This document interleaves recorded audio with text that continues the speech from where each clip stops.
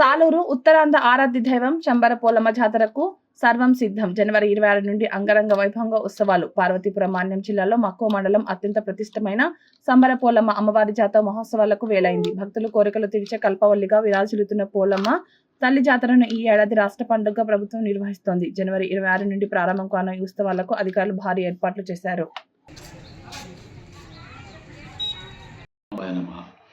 ఈ పోలవరం దేవస్థానం నేను ఎడ్యుకేటర్ నా పేరు శ్రీనివాసు. ఈ 2026 సంవత్సరం అమ్మవారి జాతర మహోత్సవాలు ప్రారంభమైనవి. ఈ జాతర మహోత్సవాలు 26/1 సోమవారం తోళేలు ఉత్సవం, 27వ తారీఖు సిరిమానోత్సవం, 28 బుధవారం అనుపోత్సవం, అమ్మవారిని అనుపోత్సవం, తర్వాత మారు జాతర 3వ వారం 3వ తారీఖు. ఈ ఈ అమ్మవారి పండగ మాత్రం జాతర భక్తుల సౌకర్యార్థం వాళ్ళ దర్శనార్థం దీన్ని 10 వారాలు పెంచడం జరిగింది. అది మార్చి 37వ తారీఖు వరకు అమ్మవారికి ప్రతి మంగళవారం ప్రత్యేకత పండగ దినాలు పర్వదినాలను ఎవరైనా వచ్చిన భక్తులు ఈ 10 వారాలు మార్చి 37వ తారీఖు వరకు దర్శనాలు చేసుకోవచ్చు. తర్వాత మార్చి 31న చండీ హోమం ఉంటుంది అమ్మవారి వనంగుడిలో. ఆ చండీ హోమం తర్వాత అన్నదానం కార్యక్రమం ఉంటుంది. వనంగుడి చదురుగుడి 2 దేవాలయాలను పెండాల్స్ ఏర్పాటు చేసాము. అమ్మవారి కొత్తగా రంగులని వేయించామని. తర్వాత భక్తుల సౌకర్యార్థం క్యూ లైన్లు ఏర్పాటు చేసాము.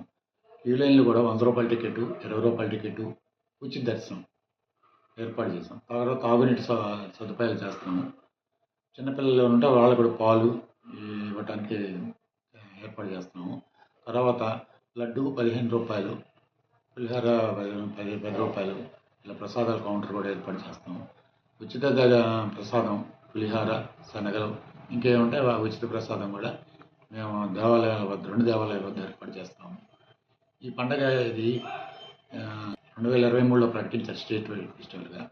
దానివల్ల మనకి ఈ సంవత్సరమే ఒక ఎండోమెంట్స్ డిపార్ట్మెంట్ ఒక 20 లక్షల ఖర్చుల నిమిత్తం 20 లక్షల రూపాయలు దేవాలయంకి వచ్చింది.